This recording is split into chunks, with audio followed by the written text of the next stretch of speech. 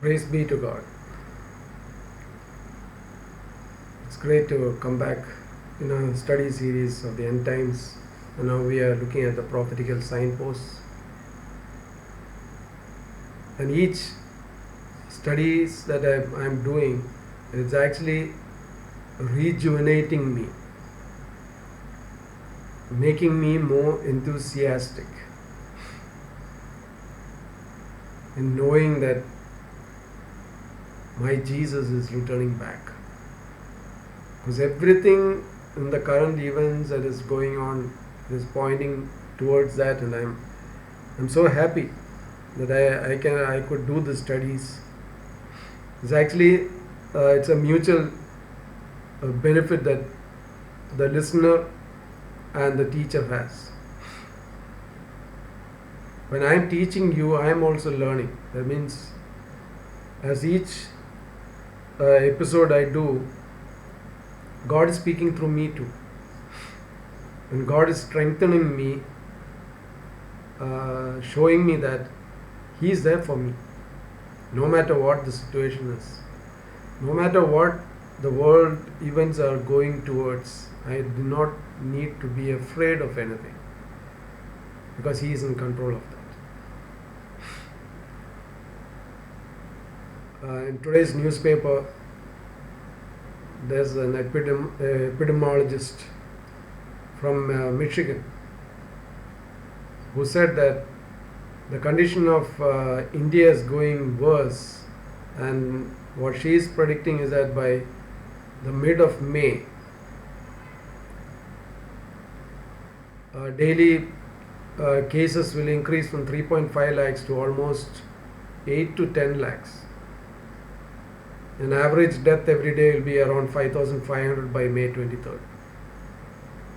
This is not, she is telling, this is not the actual report which is being published in the media, because the data have been not clearly given as a true data.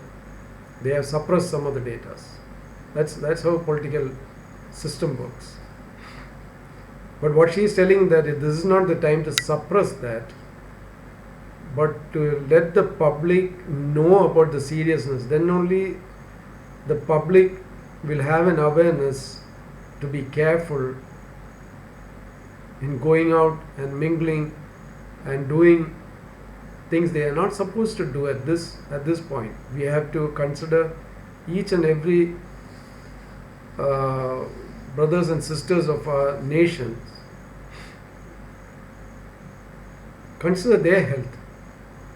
Consider the pain that they are going through now because of this COVID, when there is no oxygen available, when there is no ambulances available. There are many people dying. There are many people dying because of lack of ambulance and oxygens and lack of bed space in hospitals. We are at a very crucial point of our time. So this is something that may instill a fear in our lives. At the same time, for a believer, it is a sense of hope that in the midst of all this, that our Lord is in control of it. He will take us through. He will solve this problem, because He is the master creator of this whole universe, and He is the one who created us, and He knows every part of our body. The only thing that we have to do is that we have to have faith and trust in Him, that He will take us through these situations, these circumstances, these storms of life, and we'll come out victorious onto the other shore. That is 100% sure. I can guarantee you that. That's the reason why I'm doing the studies, to encourage not only the believers and all those who are going to hear me. Maybe these videos, it will be for a lifetime. As long as YouTube and Facebook is there, it's going to be a lifetime. And there is a time coming when people will be running and searching for answers and for the truth and for comfort and peace. And at that time, I believe and I hope that these messages will be an encouragement to them. And to know that what the Bible spoke was absolutely true, and for them to have a second chance during that time of the 7 years of tribulation, they have to trust in Lord. They have to put their trust in Lord. But that 7 years of tribulation is not that easy, because you might go through martyrdom, or you might go into a level towards martyrdom, but God will save you out of that. But my encouragement is that don't wait for it. Be with the millions of saints that are going to be raptured in the near future. So today, let us see the other signpost. Today I am going to finish that signpost, the prophetical signpost today. So please bear with me and listen carefully. Some of this I will be dealing in a more detailed way in later episodes of this series, and we will see how God works, through history to fulfill His purposes, and the ultimate victory who is being won. So let us look at another signpost, a literal Babylon. That's a major question that the theological field and believers have in their mind. Will there be a literal Babylon? Because Babylon was completely destroyed in the centuries that are after the Babylonian Empire. It was completely destroyed. There is no Babylonian city now. Will there be a literal Babylon that will be in place when the Antichrist comes? Let us see. Zechariah 5:11 says, "And he said to me to build a house for it in the land of Shinar." Shinar is referring to Babylon. "When it is ready, the basket will be set there on its base." This is from the New King James Version. Shinar is the present day Iraq, or in other words, Babylon. We know Babylon is situated in Iraq. And we know Saddam Hussein spent 20 years rebuilding the city of Babylon. You go to the Wikipedia and type for Babylon, the restoration of Babylon. You will get the city is being rebuilt. That was his dream project. Saddam Hussein's dream project was to rebuild Babylon, and the technologies and in the iron bars for the construction of buildings was sent. Actually, a large amount of iron bars was sent from India towards that building. So we know that Saddam Hussein was trying to build a city of Babylon. So when we come to the book of Revelation, we see that there are two Babylons, one an economic Babylon and the other the literal Babylon. So when we come to that section of our studies, we will see in detail why the book of Revelation has two different Babylons, one economic Babylon and one literal Babylon. It has to happen. The literal Babylon should be there when the Antichrist comes. That's what I believe strongly. You might disagree with me, but in my studies of the Bible and the researches that I have done towards that have pointed me towards a literal Babylon that will be present during that time. So when that happens, understand that it is another signpost that tells us that Jesus Christ is coming soon. Then the next signpost that we see is the scientific denial of facts. We know that very well. The scientific denial of facts. It is a common fact that the scientific world is trying to prove otherwise what God has done in His entire creation. The scientific world is trying to disprove what the Bible speaks about, especially the creation account, as we see in the book of Genesis chapter 1. They are trying to disprove it, but they cannot prove it.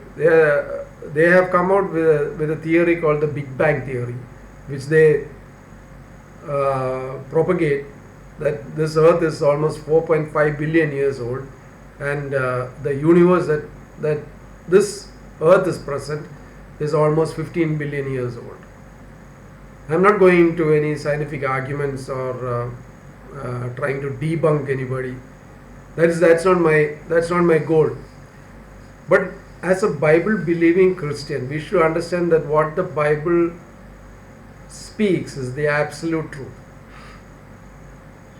Let me tell you, just use our common sense and we can understand the Big Bang theory. They tell a large star burst a bang with a big bang, and from that a life form came, a single celled amoeba like life form. From that complex life forms evolved from that, which comes to the Darwinian theory of evolution. So both the Big Bang theory and the Darwinian evolution theory are going hand in hand in order to tell that this is how the world came into existence. But the question for a common man, not a scientifically knowledge person or a theologically based knowledge person, think from a common man's perspective. Where did the star come from? How did the star exist? You should understand, for every single item that we see with our own eyes, there should be a creator or an inventor of that. Take the case of a desk that we use in our everyday life for a study matters, or a table that we use as a dining table. Everything physically that we see, how did it come? Did it come into existence out of a Big Bang? Did it just exist out of nothing? Just with a Big Bang, as they tell?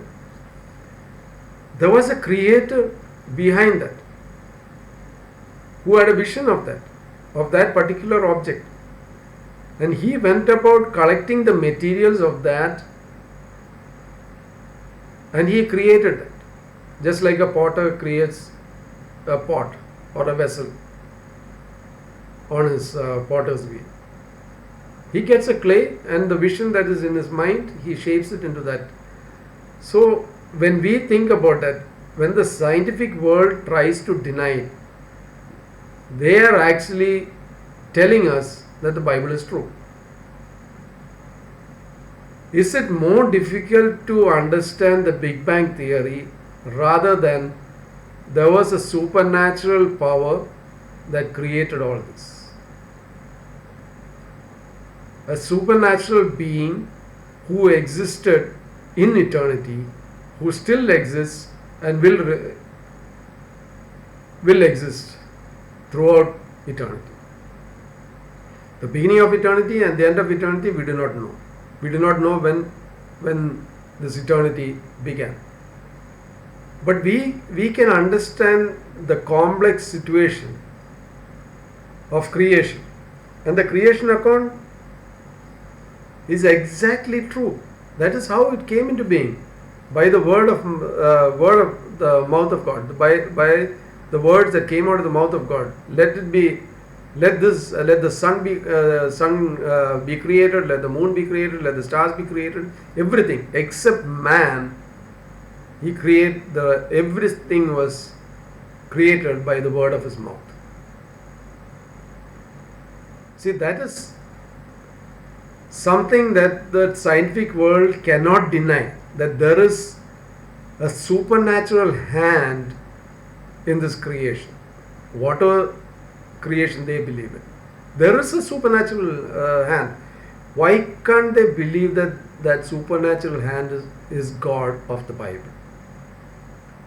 That they cannot. That's how Satan is trying to blind. They take out verses out of the Bible, like in the book of Psalms it tells the fools, there is no God.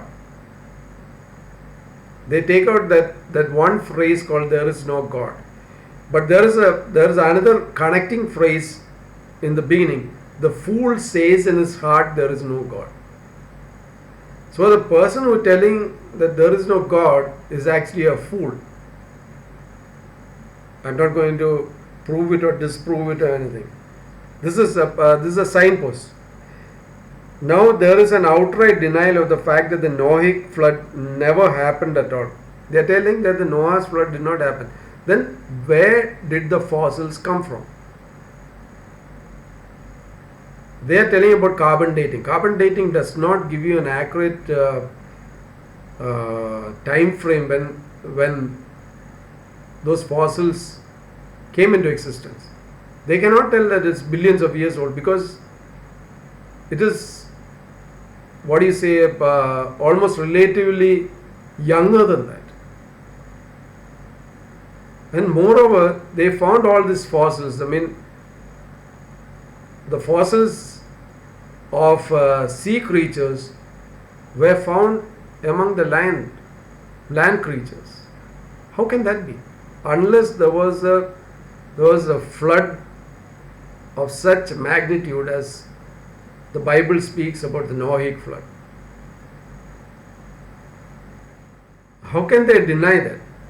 The modern day scientific world denies that Noahic flood is not there. But we have literal proof evidence of ancient writings of old Babylon.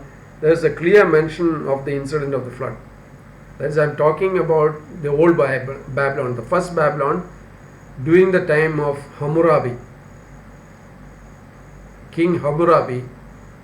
During that time, there was a record of, in their literature, there was a record of the Noahic flood, that there was a flood. So we have proof. But the Christians' perspective is not to go into a debate and try to prove that there is no God. No, I cannot prove that there is a God. I cannot prove. At the same time, an atheist cannot prove that there is no God. We are going to bombard with each other with our own arguments. At the end of it, both the teams are not going to win. You cannot tell who wins and who loses, because we cannot prove. There is no proof. Whatever proof they try to tell, have they created something out of nothing in a lab? No, they have not created. They have found some chemical entity or some chemical elements by creation in the lab, but it did not create any live human form or the different varieties of different types of animals and plants and even human being. How many varieties of human beings are there? You just see the ethnic backgrounds of the whole 7.9 billion people on this earth. Their ethnic structure is different from each other. How can you tell? How can the scientific world tell that this came out of an evolution? Why can't you understand that when you look into the stars, every single day many stars are banging just like the bang that happened? And how come there is no universes being born out of those bursting? In our own solar system, there are billions and billions of, more than 300 or 400 billion stars are there in our solar system. So in our solar system itself, the stars are banging, bursting.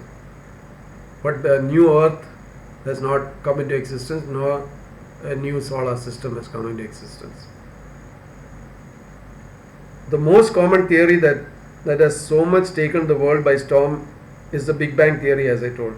That life evolved from the Big Bang of a star bursting, and all of a sudden a living matter just evolved out of it. The propagandist of this theory in recent times was Stephen Hawking. We know. We know about Stephen Hawking. And he was the most recent propagandist of this theory. Any person with little common sense will ask this basic question: who created this star, or did it create by itself? That's a basic question. Who created this star, or did it create by itself? If it created by itself, that means there is a supernatural power in that, or it is a supernatural being.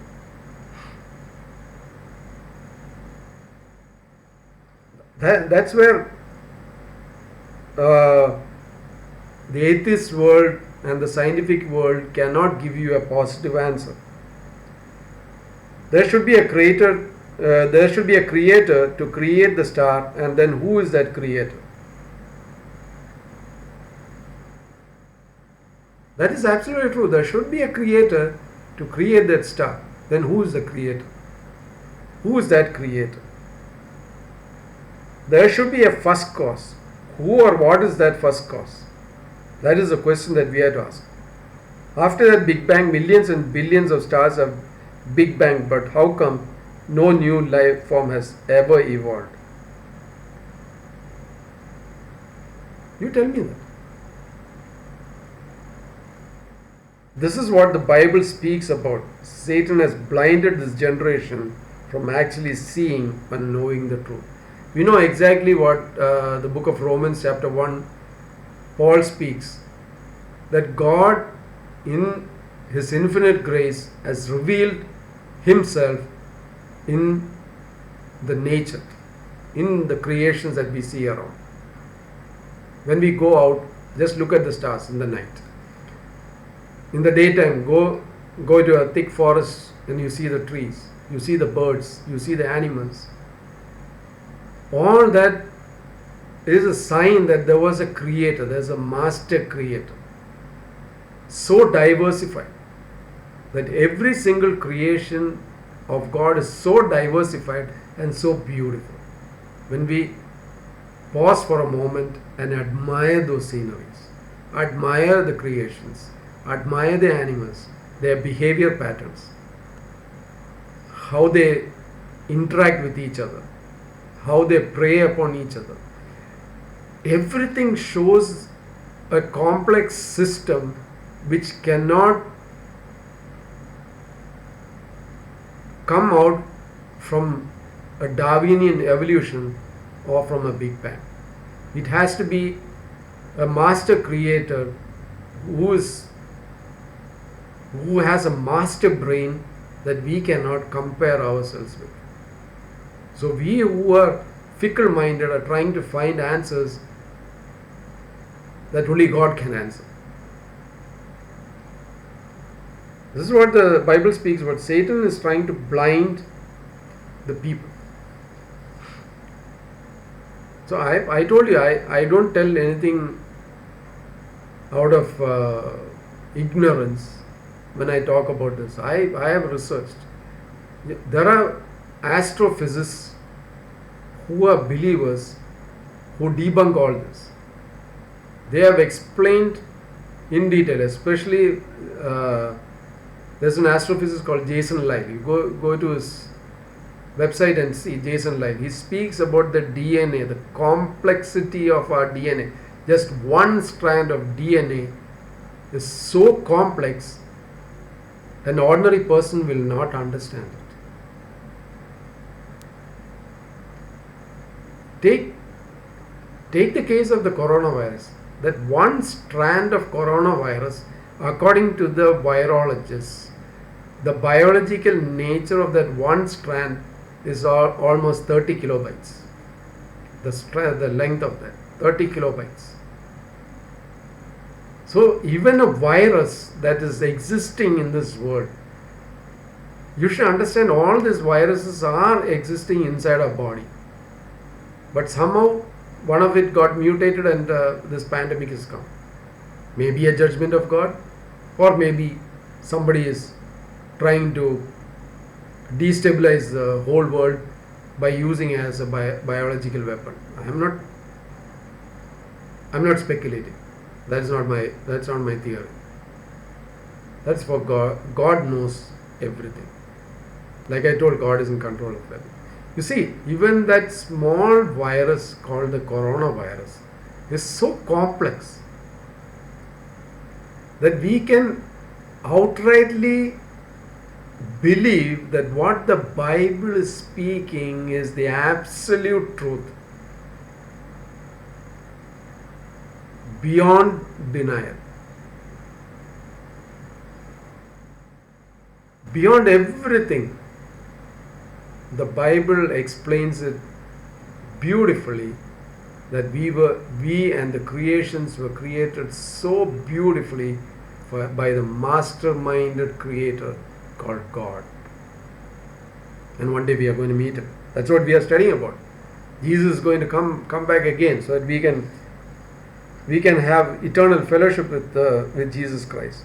The next signpost that I want to speak about is wars and rumors of wars. In no other age we are seeing this coming to its fulfillment. Every single day in the news we see that this world is filled with violence, either ethnic or between two nations. This was predicted by Jesus during his early ministry. Let us see a few of them. We know how much this wars and rumors of wars are going around in this world. There are many rumors that the Third World War is going to come, especially between the conflict that is going on between Israel and Iran on the plains of Syria. So they are firing missiles at each other. So we know, and people are coming out, the media is coming out, oh, this is going to escalate and it's going to come into a situation of a Third World War. That's in the near future. It will be there. That's when the 7 years of tribulation will have to begin. That we'll see in a later stage. Let us see a few verses that Jesus told in his earthly ministry about wars and rumors of war. But when you hear of wars and rumors of war, do not be troubled. So when you listen to these kinds of news that comes on the news media, Jesus is telling, when you hear that, do not be troubled, for such things must happen. See, he is telling such things must happen. I am giving you these signs as an encouragement of the promise that I have given you, that I am returning back. See, that is a beautiful nature of God. He never ever does anything bad for us until and unless he first warns us about it. You see, throughout the Bible, that's how he has done it, and that's how he'll be doing it throughout our lifetime. For nation will rise against nation, kingdom against kingdom. This is from Mark chapter 13, verse 7 to 8. This is on the New King James Version that I am reading, all these verses. The next verse, then he said to them, nation will rise against nation, kingdom against kingdom. Luke 21:10. The earth will be filled with violence, and as it was in the days of Noah, so it will be also in the days of the Son of Man. Luke 17:26.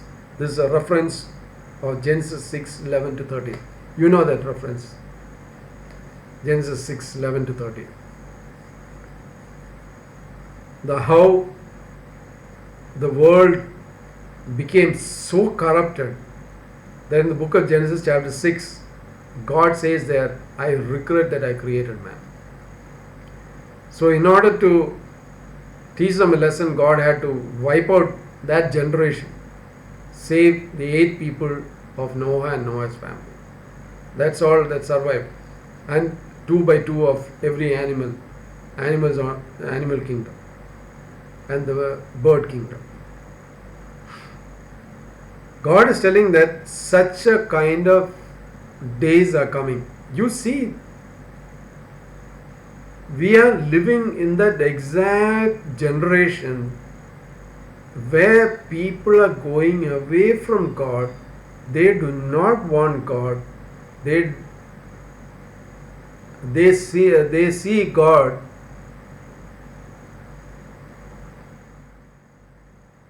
as somebody that is not required at all. We are living in that kind of days. The days of Sodom, Gomorrah and the days of Noah. The world is so corrupt. You see, every single day when you open your television and you see the advertisements that come on the TV. Especially when you go to all this, music channels, the MTV, VH1 and all those, Channel V and all that. I don't know, and I forgot most of it because I don't watch all that now. Imagine, in those advertisements, they are propagating a culture that is totally unbiblical. You see the advertisements. That is attracting this generation into doing things that they are not supposed to do, and they are going into sin deeper and deeper, and creating a culture and a thought wave that this is their actual life, when actually it's a life that is leading to eternal hell. This is what that is what Jesus warned us in Luke 17:26. And as was in the days of Noah, so it will be also in the days of the Son of Man. That's what's going to happen in the 7 years of tribulation. As seen in the book of Revelation, all the judgments, the 3 types of judgment, the 7 seals, the 7 trumpets, and the 7 bowls. That judgment is upon this earth, just like how he judged Noah's time and the Sodom and Gomorrah time. He is going to judge this world, and he is going to destroy this world completely. And he is going to create a new earth and a new heaven, as seen in the book of Revelation chapter 21. The next verse, the earth also was corrupt before God, and the earth was filled with violence. So God looked upon the earth, and indeed it was corrupt, for all flesh had corrupted their way on the earth. Genesis 6 verse 11, as I told just now.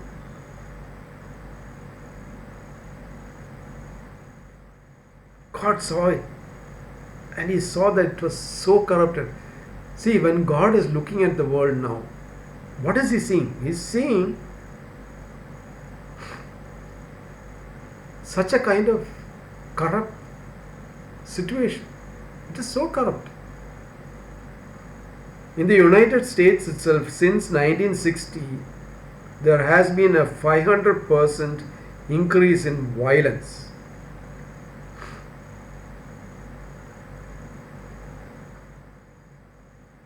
How much? 500% increase in violence. Just take the news. What's happening in the US? How many people are being gunned down? How many people are being massacred by psychopaths? By socialist agenda people trying to create and destabilize a nation which is the superpower of the world. And the political class is supporting them. At least one political class, they are supporting them openly now. You see, you just go and research and see. The people in the highest position now of the country are involved in that, and yet they go scot-free. They criticize the people who are trying to change things into a better way, into the godly way, which United States was founded upon. See, 500% increase from 1960. 500%. It's not just 1 or 2%. 500% increase in violence in the United States. It's supposed to be a godly country. But now, why? Because God has been sidelined now. Abortion more than 50 years ago was illegal, but now approximately 46 million children are aborted each year. It's not a joke. When God is seeing that, this is what God is seeing, as He saw in the days of Noah. In chapter 6 of Genesis, what he saw, what God saw, was so corrupt. We have become so corrupt. Who gave you the right to take somebody else's life? When you go into an illicit relationship and you have a child inside you, that is your fault. It's not the child's fault. So what right do you have to snuff out that life? What should I call you people who do that? You're murderers. That you're breaking one of the commandments of the 10 commandments that God gave to the people of Israel, which is the standard of every human being in this world. That's the standard on which God is going to evaluate and judge you on that last day. What right do you have to take another person's life? That child in your womb is as precious as you to God. It is your mistake that made that child to be born. That child in your womb, in its early stages itself, has a life, just like a seed of a fruit. Especially take the seed of an acorn. The acorn.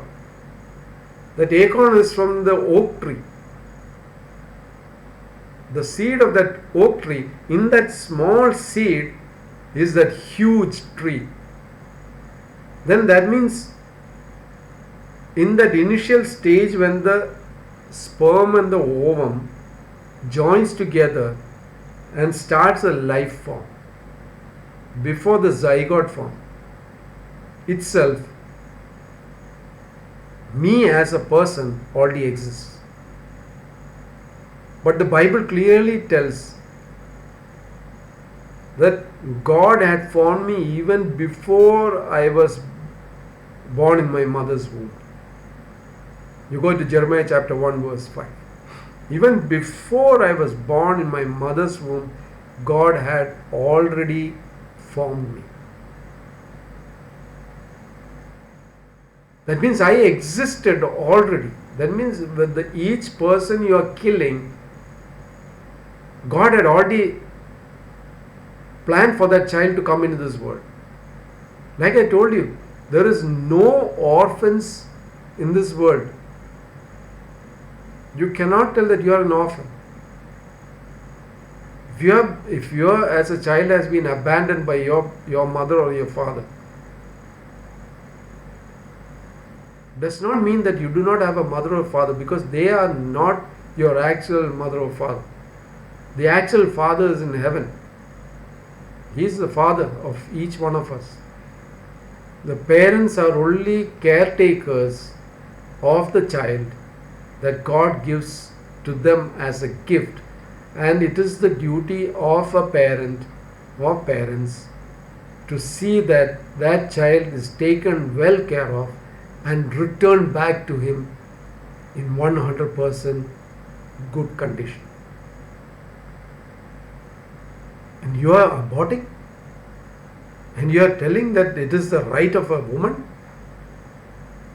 Who gave you that right?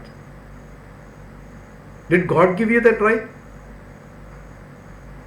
If you were standing in a court of law, if this law came that if you kill a child, if you do an abortion, I am going to charge you with first degree murder, and I am going to give you the capital punishment, either lethal injection, or an electric chair, or on the guillotine, or by hanging. If God was going to be the judge, what is the judgment He is going to give you? He is going to throw you into the depths of hell because you murdered. And the doctors and the nurses who were conducting these abortions and making money out of it, Don't you know why they're encouraging these abortions? Don't you know that? The whole of America was shouting against pro-life. The people who were supporting pro-life, they were demonstrating on the streets, telling it is the right of the woman. No, it is not the right of the woman, please. That is your mistake. You are not supposed to have illicit relationship with somebody out of wedlock. That is not the biblical principle. You are violating every single commandment of God. And you expect Him to forgive you? When you stand at the judgment seat of God, which you are going to do one of these days, when this world is completely destroyed and a new world, and when on the white throne judgment, you are going to stand in front of that judgment seat, and God is going to ask you about it. You might escape from this worldly courts. The judges and the lawyers who have no sense of value for life. God values each life so much. That's the reason why 2000 years ago He sent His only begotten Son into this world to die for you and me. He came to die for every single life existing from Adam and Eve all the way to the last man standing on this earth. And every child that is being aborted, they are going to be in heaven. Understand that.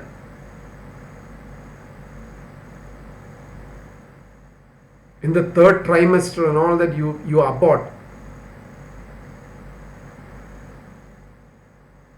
Let me ask you, women who are undergoing, or teenage girls, or youths, let me ask you something. When you are going through that situation, you are going in through that situation as the same. You are suffering like crazy, just like how you are giving birth to a child. And the trauma after that, don't tell me that you do not have. Why do you want to have that? See, that's what the Bible says.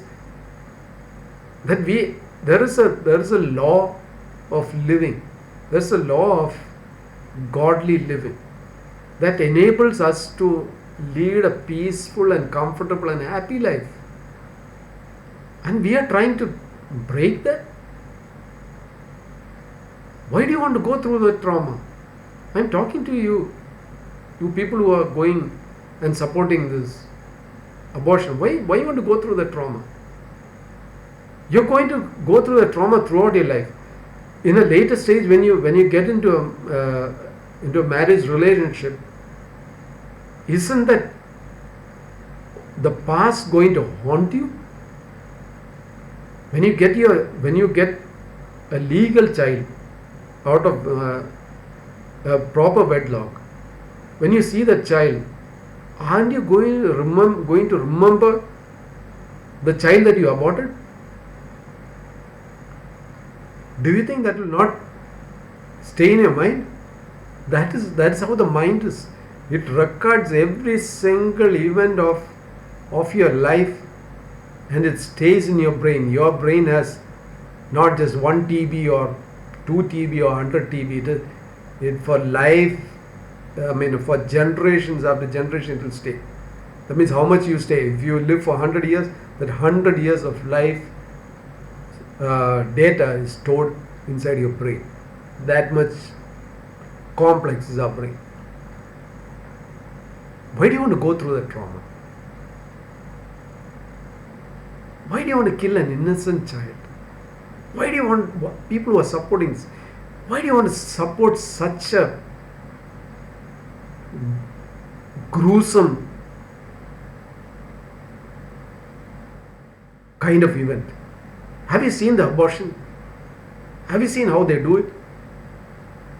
Have you seen the smirk on the doctor's face when he pulls out that child? And the women, are you not going through that trauma? How many of the women have died on the gurney while doing that? And yet you are supporting this. Very good.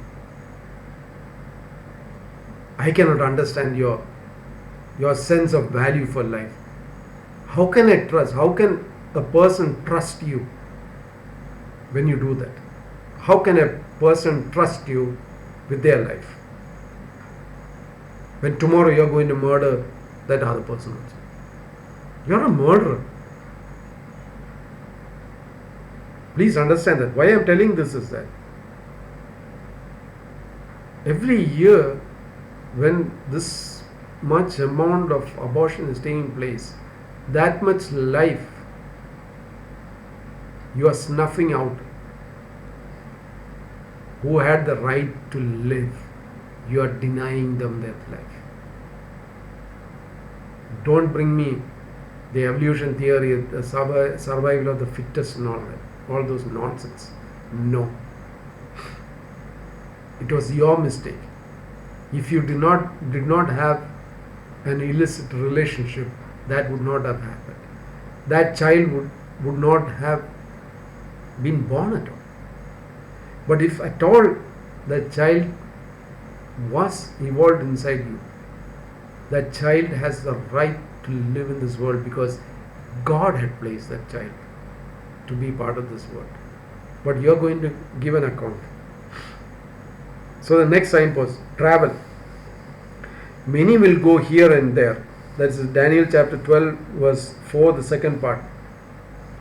That means 2500 years after Daniel's prophecy, this age we have seen the rise and ease of travel. Every single day millions of people travel from one place to another by air, surface and sea. They travel from one country to another, from continent to continent in the shortest time imagined during the time of Daniel. Imagine. When I tell you about this signpost of travel, how easy it is to travel. You can travel from one continent to the other continent as fast as you can. If you get a seat on a flight, it might take from Mumbai to US to New York almost 16 to 17 hours. In that 16 to 17 hours, you can reach there. But in the olden days, during the time of Daniel, to reach such a distance would take them years. That's the same thing that happened to the three wise men who came to see Jesus Christ. We know that when they saw the star at the time of the birth, by the time they came, Jesus was almost 2 years old, because we have proof of that, because Herod asked every child up to the age of 2 to be killed. So we know the tedious journey of that time. It was not easy. The terrain was not that smooth as we have now. The highways or the air highways, the aeroplanes or the ships, we didn't have such a mode of travel at that time. So that is another signpost. We know that the coming of the Lord is very near. Then there is the increase of knowledge, and knowledge shall increase. Daniel chapter 12 verse 4, that the third part of that. Today we see the explosion of knowledge thanks to the internet. Because of this, there is an increase of knowledge available at the fingertip while on the run. This increase of knowledge, one wonders if it has become a curse or for the good. Solomon rightly wrote in Ecclesiastes, "For in much wisdom is much grief, and he who increases knowledge increases sorrow." Ecclesiastes 1:18. How true it is. The more knowledge we have, the more sorrows and more fear and more worries happen. Yes or no? It's absolutely true. The amount of knowledge that is increased. The other day I told you, Google has given a survey. That means when the knowledge increase happened once every century, that means after every 100 years, it started coming down to 60, 50, 30, 20, it has come down. Now the latest that they have told is that every 11 to 12 hours knowledge is increasing. So you can see how the knowledge has increased from the time of Daniel when he wrote this and now. So how close are we to the second coming of Christ? Very, very close. We do not know. Maybe the last tick on the global clock. We are on the last tick on the global clock, maybe. We do not know. But these are all encouragements. See, Solomon rightly told, for in much wisdom is much grief. Yes, the more knowledge you have about something. Let me tell you a simple example. You who are hearing every single day the news of the coronavirus and the fatalities and the cases, when you start hearing and looking upon it and researching it, does it give you a peace or does it add grief to you? Just think about it. It saddens when you see that so many people are dying. Because today's paper, I told you, a professor of University of Michigan, an Indian descendant, who is an epidemiologist, told that by August 1st, according to the actual reports that is being sent out into the media, there will be a total death of 6,64,000 in India by August 1st. By mid-May, per day cases will increase from 3.5 lakhs to almost 10 lakhs per day in 24 hours. And the death rate per day will be at 5,500. Can you imagine? When you are listening to that, it scares you to go out and have contact with anybody. There is a fear that's going around. See, that's the knowledge. Now we have the knowledge of that. In the olden days, they didn't have that knowledge. They did not know what is the reason of so many people dying. They knew that it was from some sickness. But this much knowledge was not there. But this knowledge actually increases grief. Especially people who are watching this. The amount of grief that is creating inside them a sense of instability, a sense of fear of their life. But let me assure you of one thing. If you are a believer in Jesus Christ, and if you put that worries onto Him, put all that burden upon Him, He will give you that peace. Because in the midst of these kind of situations, you will understand that God is there with us.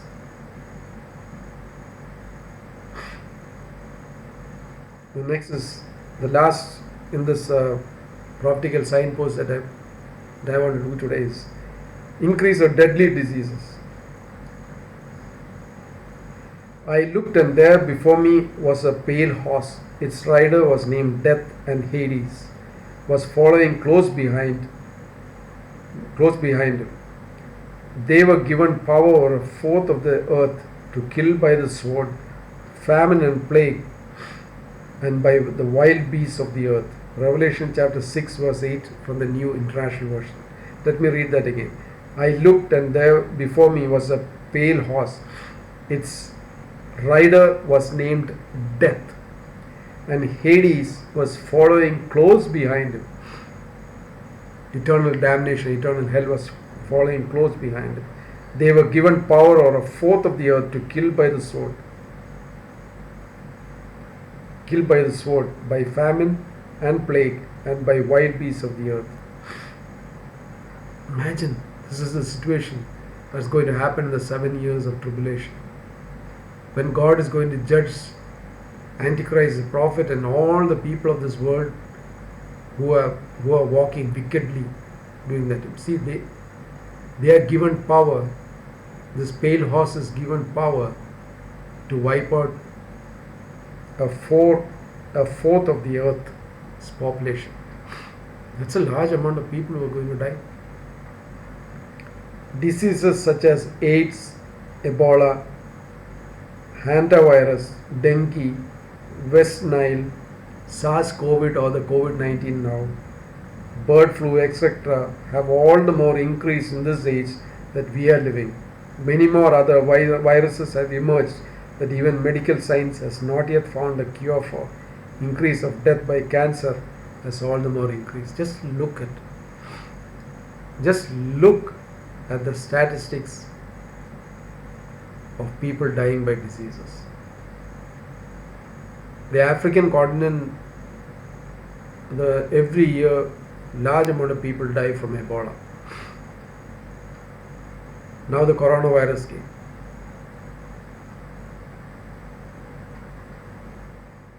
There are almost 5,000 types of coronavirus. This COVID-19, that virus is just one among them.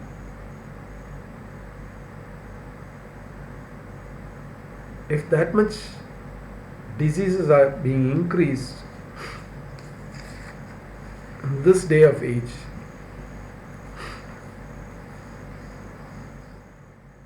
how close are we to the second coming of Christ?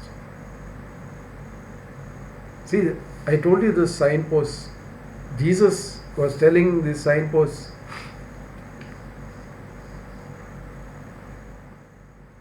to his people at that time, not to scare them. It was a sign that they asked, when will your coming be? And these are the signs. These are just the signs. That actual event will happen, we do not know. We do not know exactly what time Christ is going to come. Jesus told, the coming of the Son of Man is like a thief in the night. We do not know. We know that between 1 o'clock in the morning to 5 o'clock in the morning is the time that every single human being who is sleeping will be in a state of deep sleep. And it is that time that a thief or a robber who comes to rob a house comes, because they know that they can get in and out without a single person hearing that sound. So Jesus was telling that I am going to come like that. So when we see all this, when we see all the situations that's happening around the world, especially now the coronavirus, the pandemic, it is going to increase all the more. It's not going to come down. The frequency is going to go up. When it was a century apart, when like this kinds of diseases or plagues or this kind of pandemics ever came, now it is all the more frequent now. Just look at our medical data, and we can understand that. So when we see all this, isn't it our duty to be prepared for it? That's what I'm asking the church. What are you doing? What are you doing? Are you doing anything that Jesus had commanded you to do? I don't think so. You're bothered about your life. You're bothered about your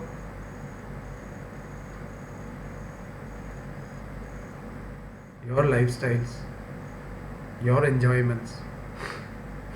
Why do you care about the next person? You are just doing a job like an ordinary person. I'm talking to pastors and leaders of the churches.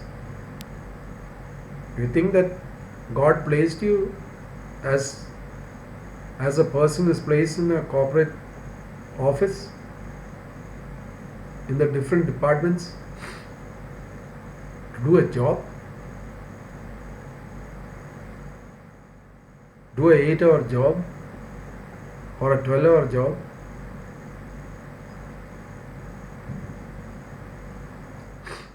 If you think that is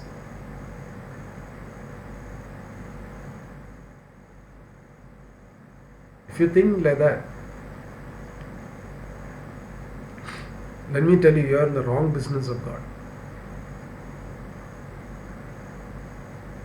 You are not called for that.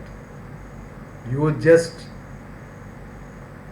found that this is the best medium for you to become wealthy, become a rich person, enjoy life, drive the most expensive car, wear the most expensive dress, and then stand behind the pulpit or on a stage with all the latest technology and fool the people into believing utter lies coming out of your mouth. You are not called by God. If you are called by God, you will have that burden of sharing the gospel to the lost souls. You will take care of your flock in your church, not siding with one group of people and condemning the other group. Go read the Bible, read Paul's epistles when he tells the church is the body of Christ. When it means the body of Christ, every single member in that, every single part of that body, take a human body, even the small little finger is as important as the rest of the body.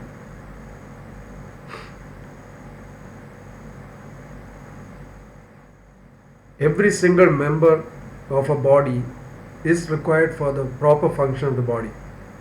If one of the parts of your body does not function properly, you become a disabled person. In the same way, if there are 50 members in a church, or 100 members in a church, or 10,000 members in a church, how much are members in a church?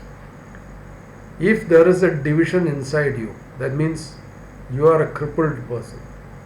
That church is crippled. God cannot work in a crippled situation. You cannot condemn anybody in that. You cannot weigh somebody according to their ethnic background or a cultural background, from which caste they are coming, which creed they are coming. That is not what the Bible speaks. Every single person who comes to Christ is a child of God. You have to see through that eyes. It is the wages of sin. It is the cause of sin that made diversified ethnic and different kinds of ethnic races and castes and creeds. It is not their fault. They are your brothers and sisters in Christ. They have also been purchased by the same person with that same blood. Your blood is not special. It's the same blood. Jesus' blood that was shed on that cross was for them also. So if you believe in that, and the way you are behaving this way, my friend, I'm talking to you leaders and you pastors, my friend, you better put down that cloak, get out of that job and go do some secular job. Please do not be an Achan who brought a curse to the people of Israel that they were defeated in the battle of Ai. Because he was bothered about amassing wealth, amassing men, doing something for himself. Don't be a curse for the rest of the members of the church. You throw away that cloak and go for a secular job, please. Otherwise, go to the feet of God and repent and restore yourself back. And understand what your calling is. And act accordingly. Throw away your stupid politics. Who cares to be an overseer? Even an overseer is supposed to go and do the work of an evangelist, a missionary. He is also responsible to go and share the gospel. He is not some superhuman being. God has not placed him with some superpower like a Superman or Batman or whatever man you can name in comical history. See, it burdens me when I see the church going the wrong direction. We are supposed to be the light and the salt of this world. But we are becoming a generation that actually snuffs out the light and gives a bad taste to life. You are going to stand at the judgment seat of God. Every single day I have to break myself, as Paul tells. I have to put myself at the feet of Christ. I have to crucify myself in Christ.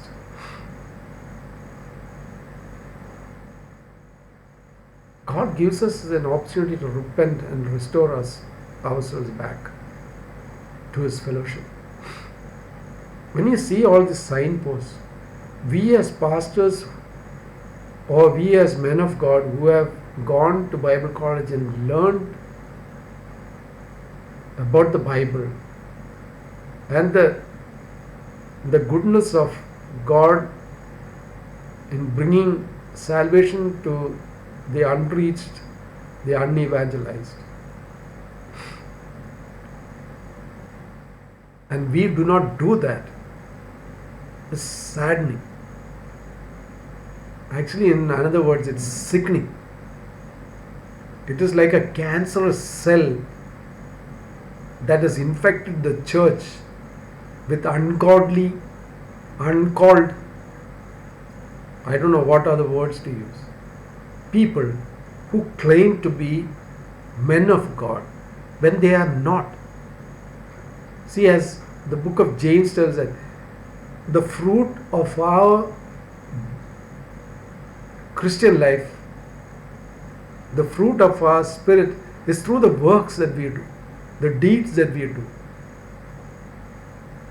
The deeds that we are doing is exactly opposite to a true born again believer or true child of God. No.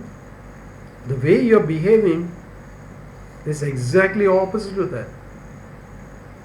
So my request is return back, return back, return back. Return back to the Father's house. He will restore you back into that position that you were in. Otherwise, if you are not returning back, be prepared to stand at the white throne judgment, not at the bema seat, at the white throne judgment, and give an account of every sin that you have done, because you are not a true child of God. Please, church, awake. In this pandemic situation, awake. And let us be the church that Jesus established 2000 years ago in Jerusalem, in the upper room on the day of Pentecost. Let us be that church. Let us be a church that is mission oriented and send out missionaries to the ends of the world to preach the gospel and give comfort and peace and assurance and hope to the millions who do not have that. Can you do that? Please, please, please heed to what I'm saying. That is what God is telling each one of you. That is what God requires of you. That is what the Father in heaven is telling you. Please, millions are going to the depths of hell. 90% in the 1040 window are going to hell. Isn't it our responsibility to go and save them? Let us rise up and go as warriors for Jesus Christ. I can say amen, amen, amen to that. And I hope that will be a challenge to you, that you will rise up from your present state and march with other servants of God into different parts of corner of the world and preach the gospel of Jesus Christ.